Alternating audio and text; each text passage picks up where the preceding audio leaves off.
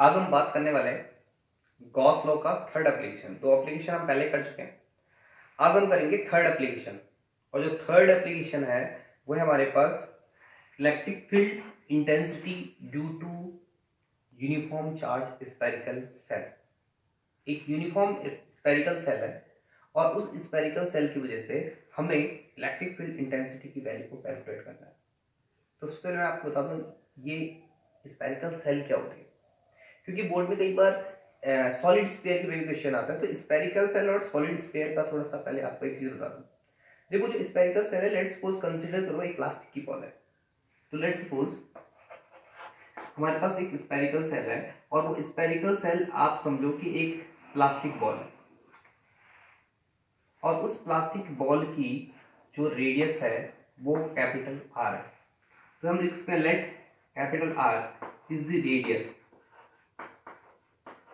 Of spherical shell. Spherical shell की जो radius है वो कैपिटल आर है और ये यूनिफॉर्मली चार्ज डिस्ट्रीब्यूटेड है, मतलब इसके सरफेस पे कंप्लीटली चार्ज डिस्ट्रीब्यूटेड है। यूनिफॉर्मली चार्ज डिस्ट्रीब्यूटेड का मतलब है कि उसके सरफेस पे है और सेल है, प्लास्टिक की बॉल है और प्लास्टिक की बॉल अंदर से लूट होती है। और let's suppose Q is the total charge जो इस स्फीयर में टोटल चार्ज है वो कितना है, डिस्ट्रीब्यूटेड है, Q है। So we have to calculate electric field intensity in 3 region. तो इसकी वजह से इलेक्ट्रिक फील्ड इंटेंसिटी मैं 3 रीजन में कैलकुलेट करना चाह रहा हूं। देखो केस फर्स्ट जो इलेक्ट्रिक फील्ड इंटेंसिटी कैलकुलेट करूंगा इनसाइड, यानी इनसाइड द स्फेरिकल सेल। इस स्फेरिकल सेल के अंदर कहीं पे भी ये पॉइंट P है, इस पॉइंट पे या फिर A पॉइंट है, इस पॉइंट पे मैं इलेक्ट्रिक फील्ड इंटेंसिटी की वैल्यू को कैलकुलेट करना चाहता हूँ।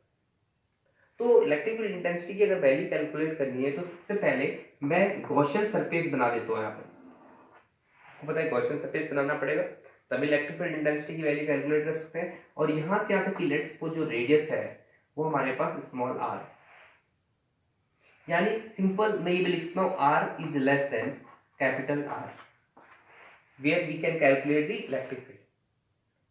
तो इलेक्ट्रिक फील्ड की वैल्यू को अगर मैं कैलकुलेट करूंगा तो गॉस लॉ लगाना पड़ेगा, यानी गॉस लॉ का एप्लीकेशन है तो यानी अप्लाई गॉस करो, अप्लाई गॉस लॉ। और जो गॉस लॉ है वो हमारे पास होता है surface integral of E dot ds equal to Q upon epsilon. और अब एक बहुत इंपॉर्टेंट चीज है, क्या यहां अंदर कोई चार्जेस है? कोई भी चार्ज नहीं, क्योंकि कोई जो चार्ज है वो सरफेस पे है। तो क्योंकि जो वैल्यू है वो 0 है, 0 अपॉन एप्सिलॉन। और जब Q की वैल्यू 0 है तो जो E की जो वैल्यू आएगी वो भी क्या जाएगी, 0। यानी electric field inside the spherical shell is 0। First case complete हो गया हमारा पास। जो फर्स्ट केस था वो इजी कंप्लीट हो गया। अब बात करते हैं केस सेकेंड। और जो सेकेंड केस है वो कैलकुलेट करते हैं सरफेस पे, यानी एट सरफेस। और R की जो वैल्यू है वो कैपिटल R हो जाएगी, मतलब ये R बढ़ता गया और यहाँ पे आ गया सरफेस पे। जैसे सरफेस पे है वहां पे कैपिटल R है वैल्यू, तो अप्लाई गॉस थ्योरम, यानी अकॉर्डिंग टू गॉस लॉ। दोबारा से गॉस लॉ लगाएंगे।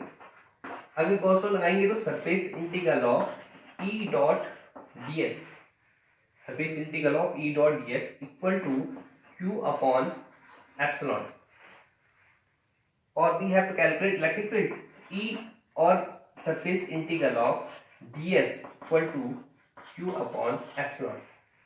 और ds मतलब यहाँ पे इलेक्ट्रिक फील्ड बिल्कुल बाहर है। यहाँ पे मैं एक छोटा सा अगर मैं बात कर रहा हूँ ds, ये इलेक्ट्रिक फील्ड है, ये ds है, और मुझे क्या करना है, पूरे सरफेस पे इलेक्ट्रिक फील्ड कैलकुलेट करनी है। तो पूरा सरफेस एरिया लेना पड़ेगा। रेडियस कितनी है, कैपिटल R। सरफेस एरिया कितना होगा स्फेरिकल सेल का, 4 पाई R स्क्वायर, यानी E into 4 pi capital R square equal to Q upon epsilon, और ई की जो वैल्यू है वो कैलकुलेट हो जाएगी क्यू अपॉन ये नीचे जाएगा 4 pi R square epsilon. This is the electric field at surface. Surface पे इलेक्ट्रिक फील्ड की वैल्यू कैलकुलेट होगी। थर्ड केस, जो केस थर्ड है काफी इंपॉर्टेंट है, केस थर्ड। और इस केस में इलेक्ट्रिक फील्ड की जो वैल्यू कैलकुलेट करनी है वो आउटसाइड करनी है। आउटसाइड का मतलब किसी यहाँ पे ये पॉइंट को यहाँ पे शिफ्ट कर देता हूं, तो ये जो आर है ये बढ़ जाएगा, आर पहले ये था, अब आर की वैल्यू ये हो जाएगी, और इस पॉइंट पे हम इलेक्ट्रिक फील्ड की वैल्यू को कैलकुलेट करना चाहते हैं। यानी केस थर्ड में हमने इलेक्ट्रिक फील्ड की जो वैल्यू कैलकुलेट करनी है वो कैलकुलेट करनी है where R is greater than capital R, और हम बोल सकते हैं outside the sphere, outside the spherical shell. फिर दोबारा से गॉस थ्योरम लगाएंगे। देखो गॉस थ्योरम अप्लाई करेंगे तो surface integral of E dot ds equal to Q upon epsilon. E surface integral of ds Q upon epsilon, और यहाँ पे एक गॉसियन सरफेस बनाना पड़ेगा, और जो गॉसियन सरफेस हम बनाएंगे यहाँ पे एरिया वहां पे उस गॉसियन सरफेस का लेना है, तो E इंटू और सरफेस एरिया इसका लेंगे तो रेडियस भी इसकी लेनी है, और इसकी रेडियस कितनी है स्मॉल आर, जिसकी यहाँ पे रेडियस कितनी थी कैपिटल आर, स्मॉल आर आएगा कितना आएगा 4 pi small R square equal to Q upon epsilon, और E की वैल्यू कैलकुलेट हो जाएगी E equal to Q upon 4 pi epsilon small R square, और it means electric field is inversely proportional to R square. अब एक बहुत important चीज जो कि एग्जाम में बहुत बार पूछा जाता है, उस केस को मैं यहाँ पे डिस्कस करूंगा। देखो कई बार इलेक्ट्रिक फील्ड और आर के बीच ग्राफ पूछा जाता है स्फेरिकल सेल के लिए। This is the electric field और दिस इज आर, और इस आर की वैल्यू और इलेक्ट्रिक फील्ड के लिए ग्राफ ड्रॉ करता है स्फेरिकल सेल के केस में।